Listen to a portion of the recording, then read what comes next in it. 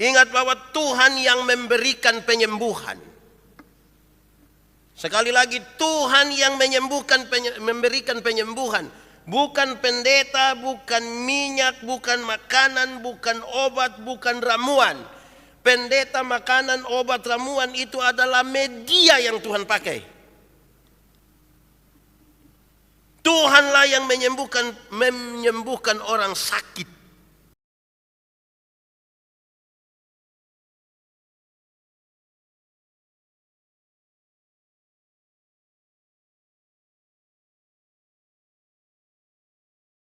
Bapak Ibu Saudara-saudara, mari kita siapkan hati kita untuk pemberitaan firman Tuhan. Mari kita berdoa. Ya Tuhan Allah, tolonglah kami di saat ini. Ketika kami akan membaca dan merenungkan firman-Mu, biarlah Roh Kudus-Mu yang menyertai kami, memampukan kami, supaya kami mengerti kebenaran firman-Mu dan melakukannya dalam hidup kami. Jauhkanlah semua penggoda pencobaan, biar di dalam damai-Mu kami belajar firman Tuhan. Kami rindu pada firman-Mu. Berfirmanlah bagi kami Tuhan, di dalam nama Yesus, firman yang hidup itu, kami berdoa. Amin. Bapak Ibu Saudara-saudara, tema yang ditetapkan oleh Majelis Node Gemit untuk pemberitaan firman hari ini, temanya adalah pelayanan kudus yang menyembuhkan. Pelayanan kudus yang menyembuhkan. Pembacaannya terambil dari surat Yakobus pasal 5 ayat 12 sampai ayat yang ke-20. Yakobus pasal 5 ayat 12 sampai ayat yang ke-20. Sejemput jemaat Tuhan berdiri. Mengenai sumpah dan doa untuk orang sakit. Tetapi yang terutama saudara-saudara, janganlah kamu bersumpah demi sorga maupun demi bumi atau demi sesuatu yang lain. Jika ya, hendaklah kamu katakan ya. Jika tidak, hendaklah kamu katakan tidak, supaya kamu jangan kena hukuman. Kalau ada seorang di antara kamu yang menderita, baiklah ia berdoa. Kalau ada seorang yang bergembira, baiklah ia menyanyi. Kalau ada seorang di antara kamu yang sakit, baiklah ia memanggil para penatua jemaat, supaya mereka mendoakan dia serta mengolesnya dengan minyak dalam nama Tuhan. Dan doa yang lahir dari iman akan menyelamatkan orang sakit itu, dan Tuhan akan membangunkan dia, dan jika ia telah berbuat dosa, maka dosanya itu akan diampuni. Karena itu, hendaklah kamu saling mengaku dosamu dan saling mendoakan supaya kamu sembuh. Doa orang yang benar bila dengan yakin didoakan sangat besar kuasanya. Elia adalah manusia sama seperti kita. Dan ia telah bersungguh-sungguh berdoa supaya hujan jangan turun, dan hujan pun tidak turun di bumi selama 3 tahun dan 6 bulan. Lalu ia berdoa pula, dan langit menurunkan hujan, dan bumi pun mengeluarkan buahnya. Saudara-saudaraku, jika ada di antara kamu yang menyimpang dari kebenaran, dan ada seorang yang membuat dia berbalik, ketahuilah bahwa barang siapa membuat orang berdosa berbalik dari jalannya yang sesat, ia akan menyelamatkan jiwa orang itu dari maut dan menutupi banyak dosa. Demikian firman Tuhan. Berbahagia setiap orang yang mendengar firman, memelihara dan melakukan dalam hidup setiap hari. Haleluya. Mari silakan duduk. Bapak Ibu Saudara-saudara, shalom. Lebih kuat sedikit, shalom. Pelayanan kudus yang menyembuhkan, itu tema kita hari ini. Pelayanan kudus yang menyembuhkan. Sangat diharapkan setelah mendengarkan pemberitaan firman Tuhan hari ini, kita pulang menjadi penyembuh bagi mereka yang sakit. Saudara-saudara, semua orang di dunia ini punya masalah. Semua orang. Kita punya masalah, orang lain pun punya masalah. Dan karena semua orang punya masalah, karena itu kita butuh untuk penyelesaian masalah itu.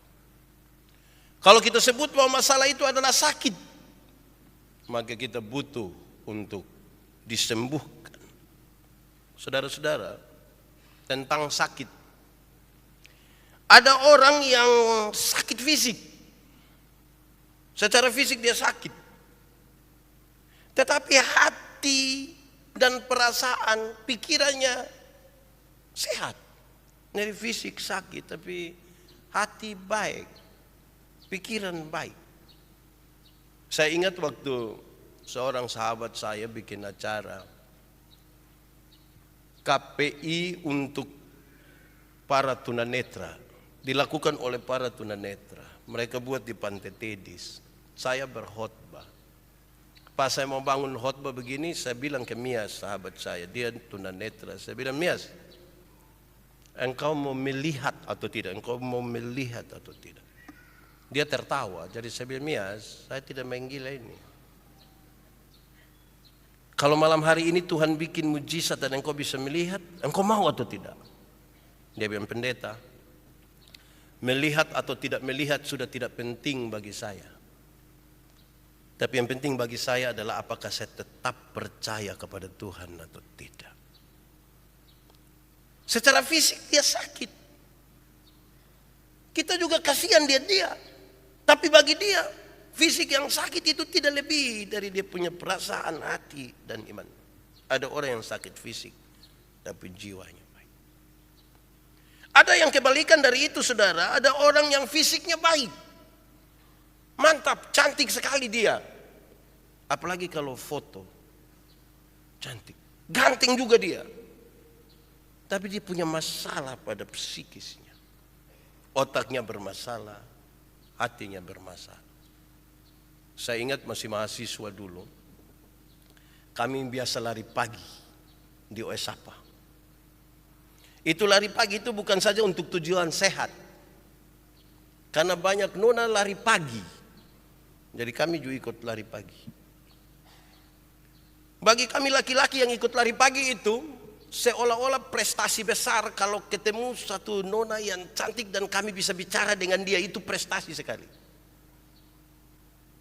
Pas kami laki-laki sama-sama begini, ada perempuan satu cantik-cantik jalan dari sana datang pagi-pagi jam 5 ini. Ih, nona siapa cantik-cantik ini? Dia pakai pakaian bagus sekali, macam dia karyawan di bank mana lah begitu, kira-kira begitu. Kami pikir siapa di antara kami yang akan berani bicara duluan dengan dia. Ternyata sebelum kami berbicara, kami mau pergi ke dia, dia justru menghampiri kami. Dia datang. Dia bilang kepada saya teman, kakak, bisa tanya sedikit kok? Kenapa? Bisa, boleh.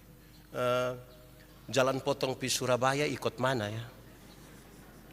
Terus dia ketawa, ambil dia punya sepatu, dia lari baru ganggu-ganggu kita. Ternyata dia gila. Jadi saudara-saudara kelihatan sehat, tapi di dalam Yesus dua ini ada orang yang fisiknya sakit, jiwanya baik. Ada yang kebalikan dari itu, fisiknya sehat, jiwanya sakit. Ada yang ketiga, dia bawa dua-dua. Fisik sudah sakit, jiwanya pun sakit. Saudara, banyak orang tua sudah lanjut usia. Suami atau istri sudah mati meninggalkan dia. Dia sudah lumpuh di kursi roda ataupun mungkin di tempat tidur tidak bisa bangun. Dia tidak lagi optimis dengan hidupnya. Dia merasa hidupnya membebani orang lain. Apalagi kalau anak-anak bertengkar di hadapan dia soal dia. Ketika kita kasih kabar bahwa ada orang di sebelah mati, mungkin dia akan berpikir kapan dia mati. Bahkan bagi orang-orang begitu, seringkali dia minta Tuhan untuk cepat ambil dia, kan dia tidak lagi ingin membebani orang lain. Saudara-saudara, untuk 3 kategori itu sama-sama butuh penyembuhan. Semuanya butuh penyembuhan. Lalu kita membaca bagian dari teks ini, saudara-saudara.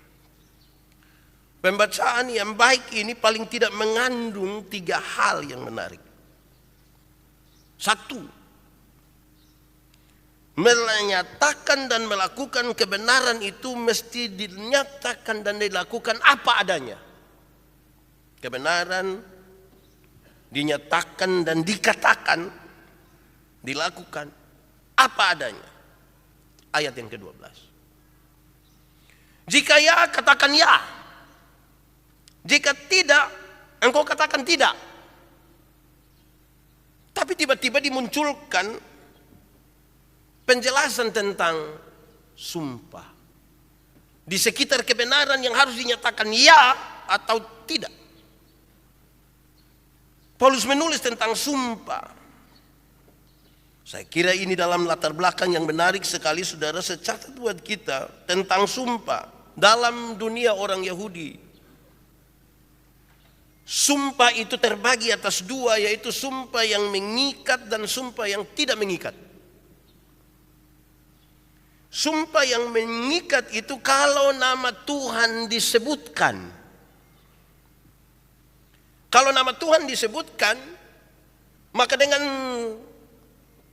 keyakinan mereka meyakini bahwa Tuhan menjadi mitra dari apa yang dinyatakan dan dilakukan. Tidak bisa bermain-main dengan itu. Tuhan menjadi bagian yang mengikat di situ. Tetapi kalau nama Tuhan tidak disebutkan, maka itu tidak mengikat. Jadi yang mengikat itu kalau nama Tuhan disebutkan. Tapi kalau nama Tuhan tidak disebutkan, itu tidak mengikat. Dan dengan demikian, saudara-saudara, Paulus ingin menegaskan sesuatu yang serius di situ, saudara-saudara, bahwa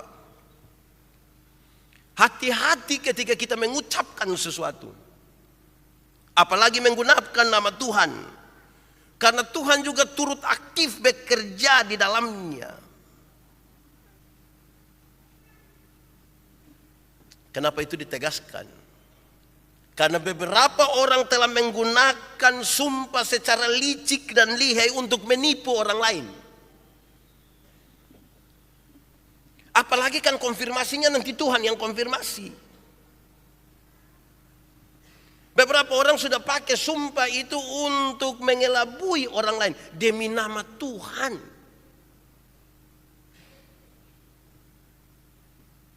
Hati-hatilah.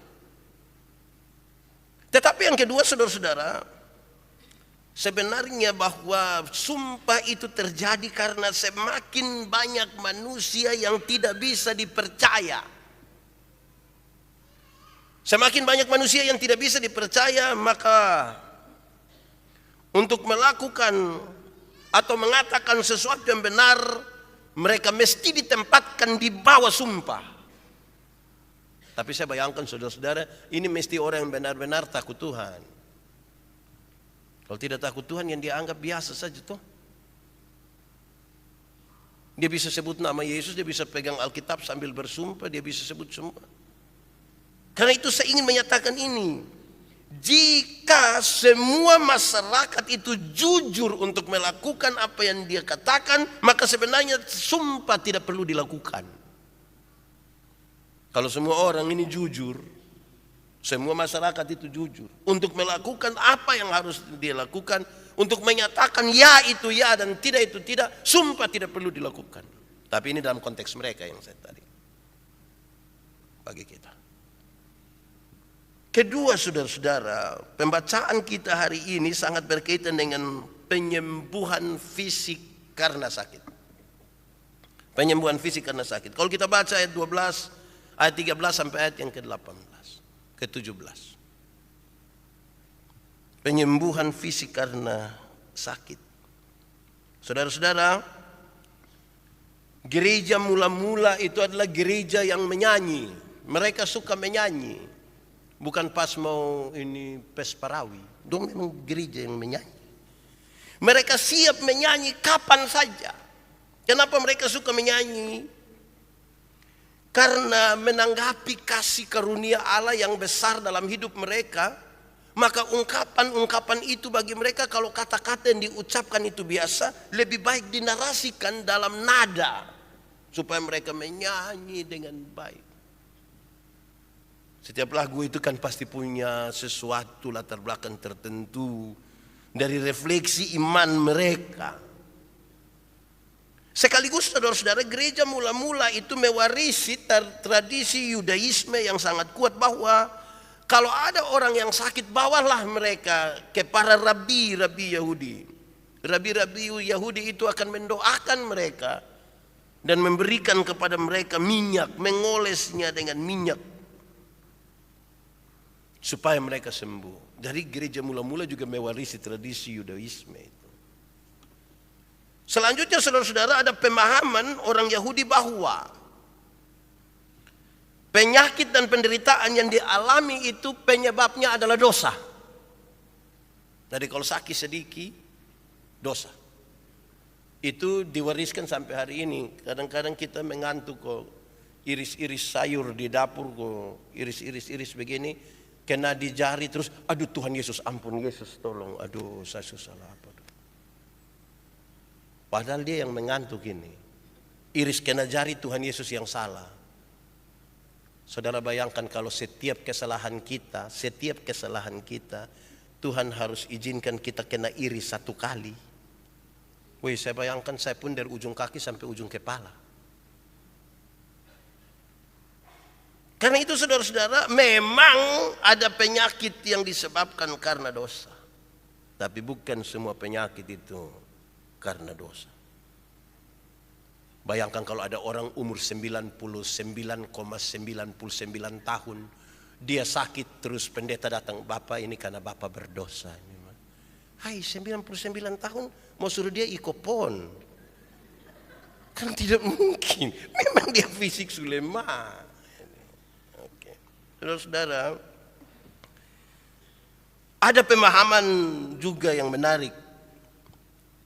Saya kira ini penting sekali dalam rangka tema ini, bahwa di atas semuanya itu tidak ada satupun batas yang mampu menghalangi kuasa doa. Tidak ada. Di atas semuanya itu, di atas semuanya. Tidak ada satupun batas yang sanggup menghalangi kuasa doa. Persoalannya adalah kita mengimani itu atau tidak. Semua orang kalau saya katakan ada amin tentang hal ini, saudara bisa mengatakan amin. Tapi keyakinan penuh untuk menyatakan bahwa tidak ada batas yang sanggup untuk menghalangi kuasa doa, saya kira kita belum kuat untuk percayakan itu kepada Tuhan. Saudara-saudara, jika seseorang, ini di bagian yang ketiga sesungguhnya dari pembacaan ini, bahwa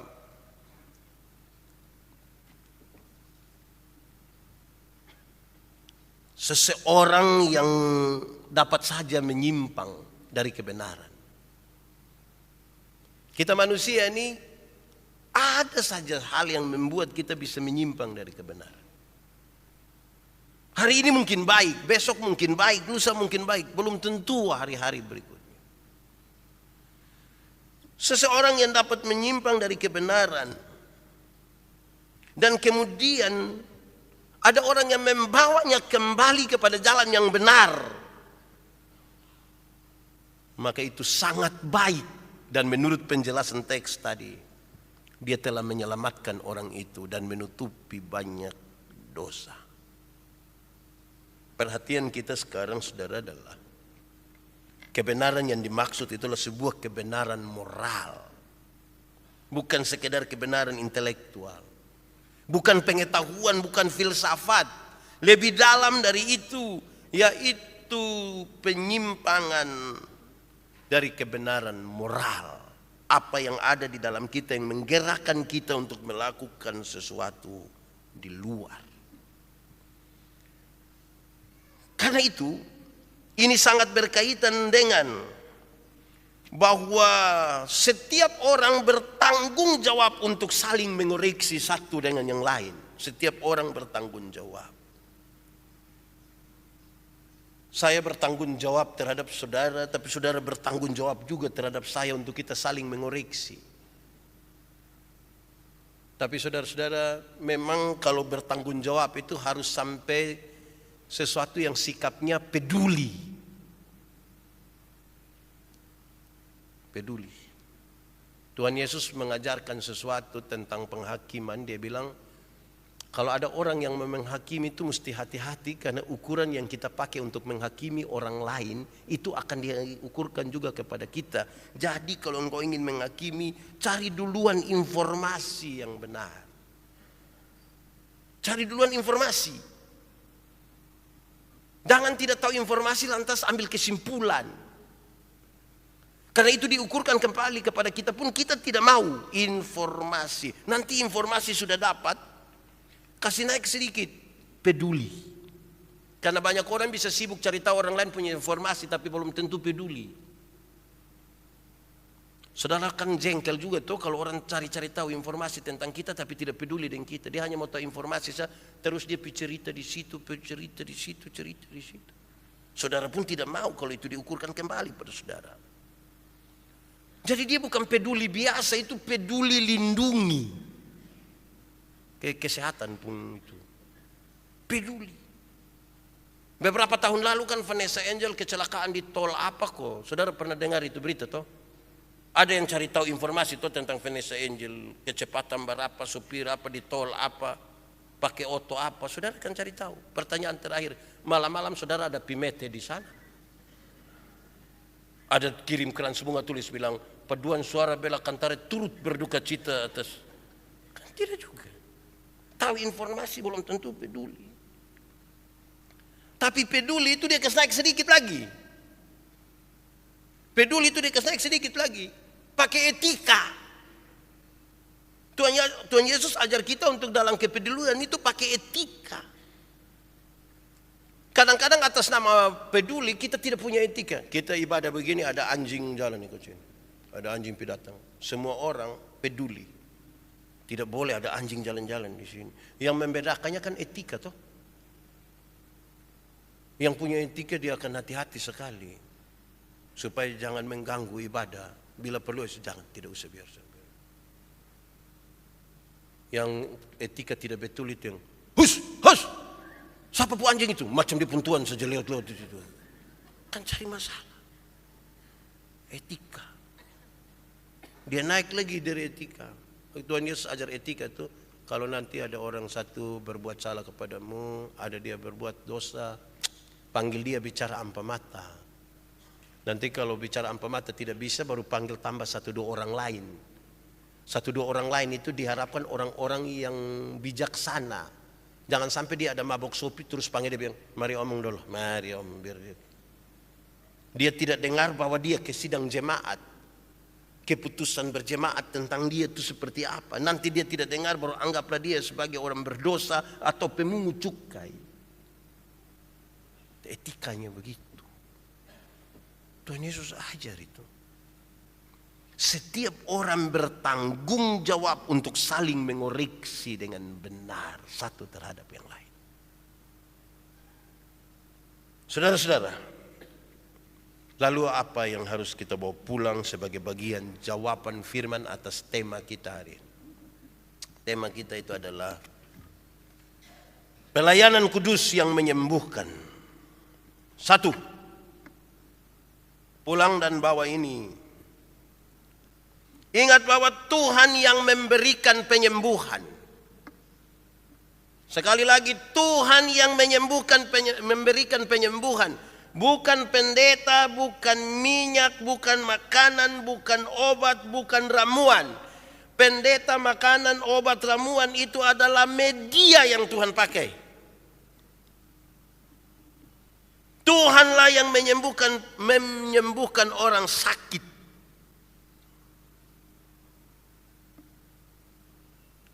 Karena itu, ini kan kita ada baptis ini anak-anak dong, ada 4 orang. Orang tua dan para saksi, saya ingin ingatkan pada saudara. Yaitu, nanti kalau anak sakit, tidak usah taruh Alkitab di depan sebelah kepala sini. Tidak usah. Itu Alkitab tidak menyembuhkan itu anak. Tuhan menyembuhkan. Kalau anak menangis itu ada 2 alasan biasa, 3, nanti saya tambah 1 jadi 4. Pertama karena mungkin tak salah. Tak salah itu apa ya? Orang koko tidak benar, kok tulang itu dia menangis. Kedua, basah. dia menangis. Ketiga, lapar, menangis. Atau mungkin yang keempat, mau tumbuh gigi, kok apa, kok menangis. Dia pun opa, oma, po dengan kung, don tidak usah tambah lagi. Anak menangis karena kung ada minta ganti nama, tidak usah. Kung pun nama repot, begitu kita pi ganti lagi di nana supaya kenapa, tidak usah. Jadi Tuhan yang memberikan penyembuhan. Supaya kita melalui segala sesuatu dalam sakit, dalam apa semua, dalam keyakinan kita kepada Tuhan bahwa Tuhan sanggup menyembuhkan. Kalau Tuhan tidak menyembuhkan kita, pasti ada cara lain.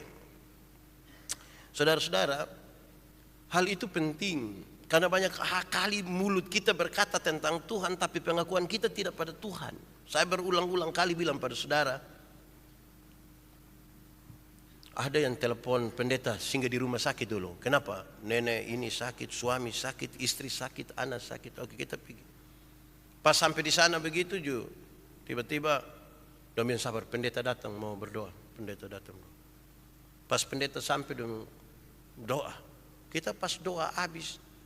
Pas habis doa langsung bilang pendeta, ini obat ini. Saya bilang kalau itu obat, kenapa suruh saya berdoa? Langsung pakai supaya dia sembuh.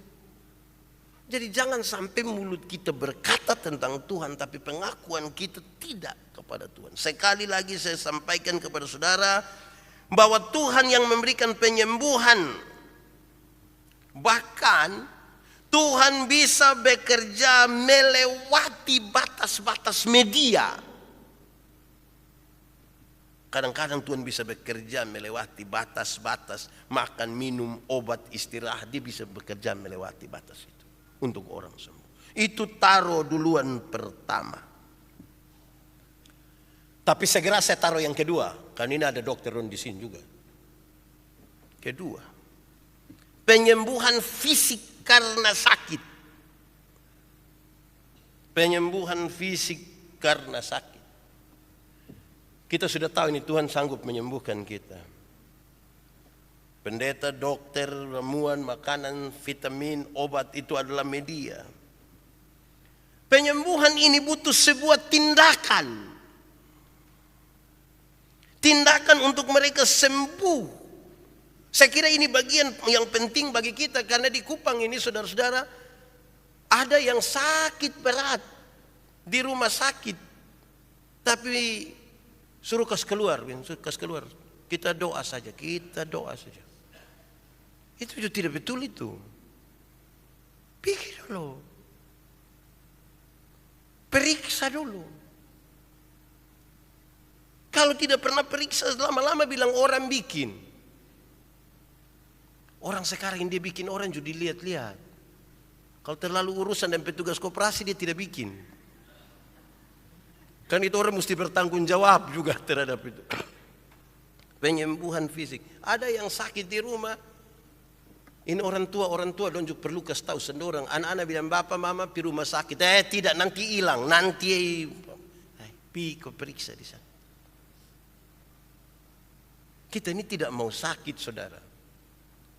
Tapi namanya kita pun tubuh yang fisik ini lama-lama terpakai haus juga dan pasti sakit. Kita tidak mau sakit. Tapi pakai terus, tangan gerak-gerakan terus, jari main begini-begini, lama-lama sakit. Nah itu yang periksa. Itu periksa. Beberapa orang tua juga mesti ditegur. Kasih tahu orang bilang, bapak mama makan tuh pakai otak, jangan pakai mulut pun mau. Wah! Paling-paling mati. Jangan begitu. Ikut petunjuk-petunjuk medis. Supaya sehat. Supaya baik. Karena mereka butuh penyembuhan. Penyembuhan fisik. Kita hadir sebagai penyembuh. Tapi yang ketiga ini segera. Saudara. Mesti juga ada penyembuhan secara psikis. Karena banyak orang sakit di otak dan banyak yang sakit hati. Butuh penyembuhan psikis. Saudara-saudara, kadang-kadang kita layani orang sakit di rumah nih menjengkelkan. Tapi butuh kita pun cara yang baik supaya tidak merusak lagi mereka punya pikiran dan perasaan.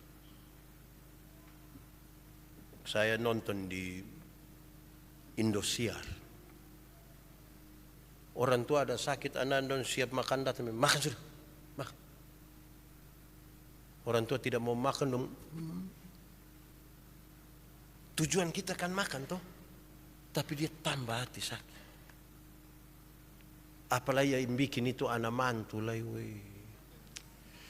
itu ke dia mau tarik kembali hari dia pu izin nikah itu. Tapi kan sudah terlanjur toh, mau ke mana lah, sudah dia hanya berdoa sebenarnya Tuhan, ini balok satu jatuh di depung kandok. Jadi saudara-saudara, memang kau butuh hati baik-baik ini, karena dia juga sakit di sini toh, sakit di sini. Ayub itu mengalami 2 penderitaan. Secara fisik dia luka-luka dari ujung kaki sampai ujung kepala. Tiba-tiba istrinya datang tambah dia penderitaan satu lagi. Masihkah engkau percaya kepada Tuhanmu? Kutukilah dia dan matilah. Belum selesai itu penderitaan yang dia pun istri bawa, datang lagi dia pun teman-teman yang kelihatan baik hati sekali. Karena teman-teman datang bukan pada saat Ayub kaya raya. Pada saat Ayub jatuh itu mereka datang. Tapi datang langsung bilang kepada dia, engkau sakit ini karena engkau berdosa ini. Dia tambah beban lagi. Sakit fisik lagi, orang datang kasih beban lagi.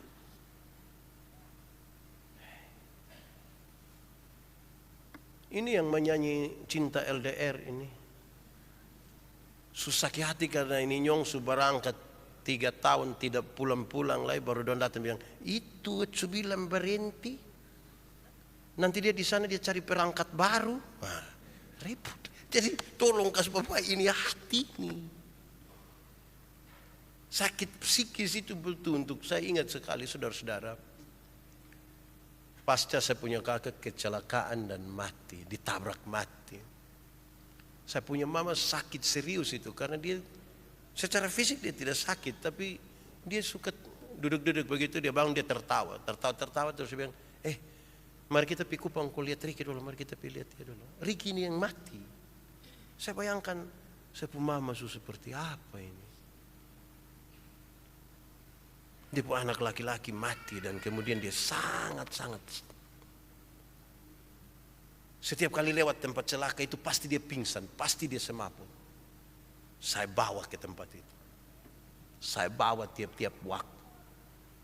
Sampai kemudian dia tahu bahwa dia harus menerima ini keadaan. Duka cita itu sesuatu yang pasti. Tapi kesusahan itu pilihan.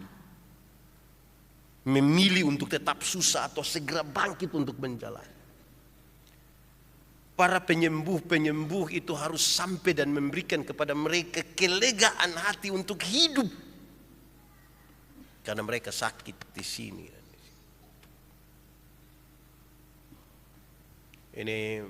Ini juga nasihat bagi anak-anak.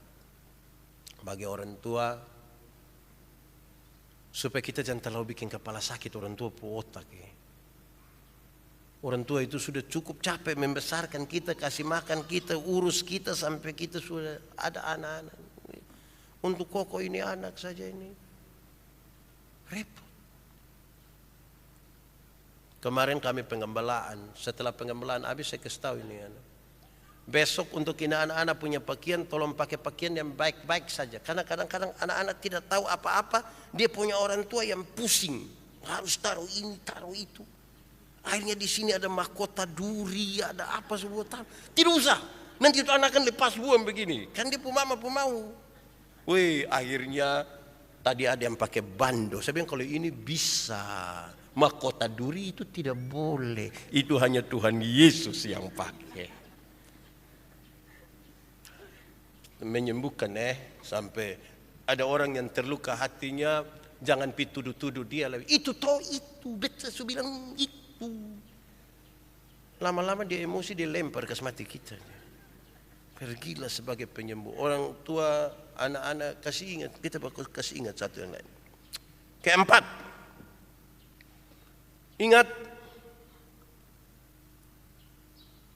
fokuslah kepada Tuhan dan kepada masalah yang sementara kita hadapi, sakit yang kita hadapi. Fokus itu dua. Fokus kepada Tuhan berkaitan dengan penyembuhan. Fokus kepada masalah berkaitan dengan meneliti dengan baik supaya kemudian mencari jalan untuk penyembuhan. Kenapa? Ada banyak orang ketika ada masalah, yang dia taruh duluan di otak itu adalah apa kata orang tentang dia. Pikiran kita tambah berat. Masalah ini saja sudah berat. Terus kita berpikir, nanti orang bilang apa tentang saya. Pendeta Yandi ini pernah jadi tersangka. Begini-begini. Fokus kita di mana? Fokus pada apa kata orang tentang kita. Kita tidak akan pernah hidup dan menjalani hidup ini lebih baik. Fokus kepada apa yang kita jalani. Fokus kepada apa maksud Tuhan ini di balik semua yang kita alami. Tidak usah berpikir tentang orang lain. Saudara tahu, banyak orang tuh merindukan kita pun kejatuhan, banyak orang merindukan kita pun kejelekan semua. Kalau kita makin fokus di dia, bayangkan berat beban. Zaman sekarang ini tidak sakit saja kita bisa ada masalah. Orang lain yang bikin status kita yang tersinggung seolah-olah dia ada omong kita. Terus kita teruskan bilang, coba baca ini dulu manusia. Ikuti. Fokus kepada masalah. Fokus saya pada masalah. Fokuslah kepada Tuhan. Keempat. Kelima, saudara-saudara, karena tema kita berbicara tentang penyembuhan kudus, maka penyembuhan itu tidak boleh dimanipulasi. Penyembuhan itu tidak boleh dimanipulasi. Satu, berkaitan dengan karunia. Kalau engkau punya karunia untuk menyembuhkan, jangan dimanipulasi untuk mendapatkan kekayaan. Jangan. Kalau engkau bisa untuk melakukan ini itu, janganlah dilakukan untuk mendapatkan pengakuan. Janganlah melakukan semuanya itu untuk bisa bersaing dengan orang lain. Tidak penting itu semua. Bahkan itu tidak menyembuhkan. Itu membuat kita tambah sakit. Saudara-saudara, orang yang butuh pengakuan itu, kan ketika orang tidak mau lihat dia, kan dia yang tambah jengkel. Coba kita duduk di situ. Saya bilang pada anak-anak muda, dong kan tanya saya begini, Pak Pendeta, kenapa ini ibu-ibu ini nona-nona suka pakai celana-celana pendek-pendek, umpan-umpan? Saya bilang, karena kamu mau lihat. Coba mulai malam minggu, sore-sore itu kami duduk di Jalan Eltari, kita duduk begini. Pas dia datang, dia pakai itu celana, terus kita sepakat sama-sama 1, 2, 3, tidak usah lihat. Itu dia akan putar 10 kali di situ. Kita tetap tutup mata. Baru kita bilang, tidak lihat. Dia tambah jengkel. Jadi saudara-saudara, bebaskan kita punya diri dari situ. Jangan untuk dapat kekayaan, jangan untuk dapat pengakuan, jangan untuk sebuah persaingan. Jangan. Tidak usah orang banding-banding, tiap-tiap orang itu punya masalah sendiri, tiap-tiap orang itu punya berkat sendiri. Tidak usah banding-banding.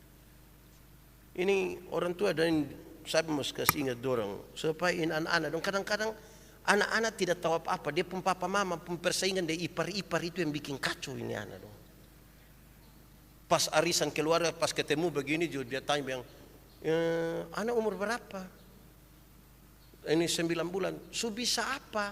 Aduh belum bisa ini anak. Aduh beta pun itu su bisa tari balet, bahasa Inggris, bahasa Jepang, bahasa Timur. Beta pun belum, mungkin lupa ini kurang gizi atau dari gitu. Lalu saudara tersinggung, ini orang tua dong ini memang. Bikin saya normal-normal saja, tidak apa-apa. Masing-masing anak ini akan bertumbuh sendiri tanpa diperintah oleh orang tua. Ini anak dong bertumbuh. Yang kita jaga lingkungannya, makanannya, kesehatannya, itu yang kita jaga. Jangan sibuk dengan dia punya tanta di sebelah. Ji, ku, onso, jangan. Tidak usah sibuk dengan itu. Kasih besar dong baik-baik. Urus saja ini anak-anak dong toh. Fokus di situ. Mama ini keluarga muda dong, semua ini mungkin di bawah 10 tahun menikah semua ini toh. Ibu-ibu dulu itu kalau anak sakit, dorang kompres, dong ame handuk kici satu, taruh air panas. Don tidur jaga, don anak kadang-kadang anak menangis sedikit, don kaget bang. Don tulis di diari ini, Tuhan, kalau boleh jangan dia yang sakit, biar saya yang sakit. Itu ibu dulu. Yang masih Ibu Budi, Wati dan Iwan. Itu ibu-ibu dulu. Yang ibu-ibu sekarang anak sakit dong foto. Su foto lagi upload baru tulis bilang begini, Dede sakit. Cepat sembuh ya. Mama sayang Dede. Habis itu Dede pu foto satu, dia pu mama pun 30. Ini dia pu mama yang sakit psikis. Tolong suami, tolong perhatikan dia pu mama dulu. Karena ini anak sakit gara-gara dia pu mama pu sakit psikis itu. Buang sudah itu supaya kita lebih fokus di situ penyembuhan itu. Tapi saudara-saudara ingat ini kata kudus kata kudus. Kata kudus berarti ini caranya mesti benar. Motivasinya mesti benar, orangnya juga benar. Kudus itu satu kata di mana manusia menyatu dengan Tuhan. Menjaga kekudusan itu adalah bagian kesatuan kita dengan Tuhan. Jaga supaya kudus. Kami beberapa tahun yang lalu harus mengurus sejumlah masalah tentang penyembuhan. Dari jamahan, menjamah. Tadi pembacaan teks itu sangat berkaitan dengan tradisi Yahudi. Itu tidak harus kita pakai pada kita yang harus minyak, harus ini jamah. Ada yang bilang ini mesti jamah dulu. Nah kalau dia sakit di sini kita mau jamah bagaimana? Jaga baik-baik. Karena kadang-kadang orang karena kepingin sembuh dia tidak peduli dengan metode. Orang tua tolong jaga baik-baik, jaga baik-baik. Anak-anak juga begitu. Banyak orang karena kepingin sembuh dia tidak peduli dengan metode. Pakailah cara yang kudus, cara yang benar, yang baik. Saudara tahu kalau kita urus orang tua sampai dia mati, kalau orang serius urus sampai mati, kemudian dia menangis. Kita bilang sudah tenang, sudah bapak mama sudah bahagia. Dan Pak, kita menangis ini karena kita sudah melakukan yang terbaik, tapi Tuhan mau yang ini. Itu kalau kita ada urus. Yang tidak urus itu yang nanti orang tua sumati baru dia sengaja duduk paling depan, baru suruh dia diam, itu pencitraan itu. Urus saja, kita urus dengan cara yang benar, dengan semua yang baik, yang benar urus. Nanti ketika dia putus napas, Bapak, kami sedih karena orang yang Tuhan tempatkan di kami itu terlalu baik. Tuhan sudah atur dia baik, sudah beres sudah. Kami sudah berikan, tapi Tuhan berpikir yang lain. Kita menghargai dengan cara itu toh. Tapi ada yang dia tidak urus. Orang tua baru batok sedikit, dia langsung sampai, dia bilang, tes sertifikat. Ini mama su agak pikun-pikun, mama punya pin ATM, kasihan nanti mama lupa. Mama kan mau pikir sakit, kok pin ATM, kok sertifikat, kok ini anak bawa beber lam ini anak yang suanggi kas mati ini orang tua dong. Nah, jadi jaga baik-baik supaya penyembuhan itu kudus toh. Bahwa Tuhan Yesus yang sembuhkan, dia mau kita sembuh kapan saja boleh. Tapi kalau dia bilang tidak sembuh juga kita mau bilang apa? Tapi jaga kesehatan juga penting. Ada yang tiap hari dia minum sopi. Periksa begini. Aduh, separuh hati telah pergi. Hancur ini kan. Dia berdoa minta ampun Tuhan, Tuhan seminta ampun Tuhan ampun. Tuhan kasih ampun, itu separuh hati yang sudah pergi dan pulang kembali. Tidak toh? Jaga baik-baik kesehatan juga. Jaga baik-baik. Kalau caranya kudus, orangnya juga harus menegaskan dirinya sebagai orang yang kudus. Supaya kita menikmati betul-betul sebuah penyembuhan yang kudus. Ya, saudara-saudara, ingat, kita semua bisa sakit, tapi jangan cari-cari penyakit lah. Yang kedua, kalau kita sehat, uruslah orang sakit, karena mungkin besok-besok kita juga sakit. Orang akan urus kita juga toh. Apa yang kamu kehendaki orang perbuat kepadamu, jangan lupa perbuat juga kepada orang lain. Tuhan memberkati kita. Mari kita tunduk kepala di hadapan Tuhan. Mari kita berdoa. Tuhan Allah kami, Bapa yang penuh kasih setia, terima kasih untuk firman-Mu. Tolonglah kami supaya kami menjadi penyembuh-penyembuh. Dengan cara yang benar, dengan cara yang kudus. Tolong supaya yang kami lakukan seperti untuk Tuhan dan bukan untuk manusia. Tapi lebih daripada itu, seluruh perhatian kami terarah kepada Tuhan yang bisa menggerakkan apapun dan siapapun. Supaya dapat membawa kami kepada penyembuhan. Terima kasih banyak, biarlah firman-Mu jadi pelita bagi kaki kami. Sekaligus terang bagi jalan kami. Di dalam nama Yesus kami berdoa. Amin.